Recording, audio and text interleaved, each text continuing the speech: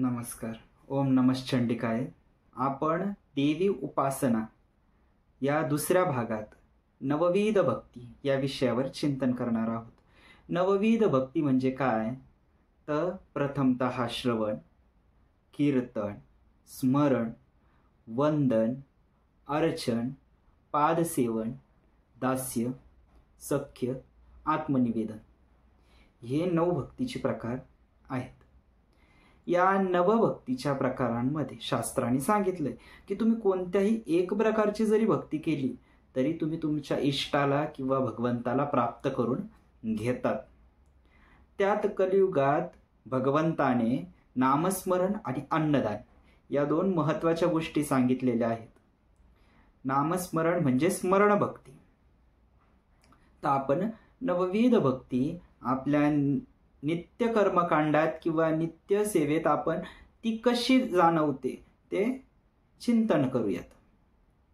श्रवण म्हणजे जेव्हा आपण आपल्या भगवंताच्या स्तुती कथा या ऐकतो त्याला श्रवण भक्ती म्हणतात. त्याच्या नावाचं भजन करतो त्याला कीर्तन भक्ती म्हणतात. जेव्हा आपण नामाचा जप करतो म्हणजे नित्य एकाच नामाने एका परमेश्वराला स्मरण करत असतो, त्याचा धावा करत असतो, त्याला स्मरण भक्ती म्हणतात.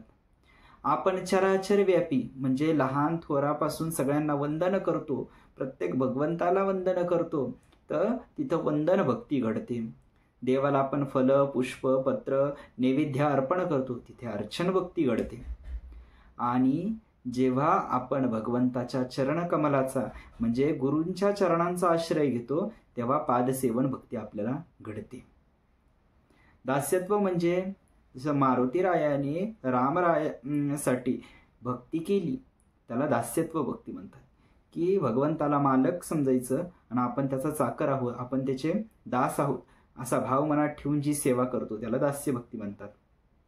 अर्जुनाने भगवान कृष्णा सोबत जी केली ती सख्य भक्ती म्हणजे सखाक समजून भगवंताची सेवा करणे त्याला सख्य भक्ती म्हणतात. शेवट येतो 9व्या भक्तीचा प्रकार, तो म्हणजे आत्मनिवेदन. जो बलिराजाने भगवंत नारायणा केलेली जी भक्ती तर ते काय? आत्मनिवेदन म्हणजे सर्वस्व भगवंताला दान करून टाकणे. मग काया वाचे मने पूर्णपणे तुम्ही परमेश्वराला अर्पण करायचं स्वतःला, त्याला आत्मनिवेदन भक्ती म्हणतात. जर या 9 पैकी एका भक्तीचा आश्रय घेतला तर आपल्याला भगवत प्राप्ती होते. तर आपण वायफळ कर्मकांडात काही वायफळ गोष्टीत गुंतण्यात काहीच अर्थ नाही. देवी उपासनेत सगळ्यात महत्वाचं आहे की स्मरण. जोपर्यंत लेकरू टाह फोडत नाही किंवा तो रडत नाही तोपर्यंत त्याचं आईचं लक्ष त्याच्याकडे वेधल्या जात नाही. त्याप्रमाणे आपली जगतजननी जगदंबा ती सुद्धा आपली आई आहे. तर तिचा लक्ष आपल्याकडे कसं वेधल्या जाईल?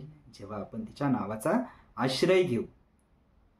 तर सद्गुरूंनी दिलेलं पवित्र नाम जेव्हा आत्म्यातून आपण आकंठ म्हणजे अक्षरशः विवळ होऊन जेव्हा आपल्या आत्म्यातून तो आवाज निघल की जगदंब जगदंब जगदंब जगदंब, त्यावेळेला जगदंबा आपल्याकडं लक्ष देईल.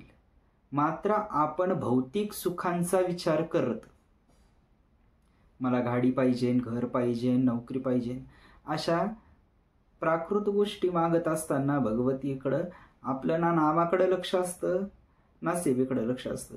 आपण ती सेवा रेटतो म्हणजे काहीतरी मिळणार ह्या लाभापोटे फक्त करत राहणे अशी सेवा आपण करतो. तर ते स्मरण पूर्ण होत नाही आणि स्मरण पूर्ण न झाल्यामुळं मात्र आपल्याला त्या नामस्मरणाचा आनंद घेता येत नाही.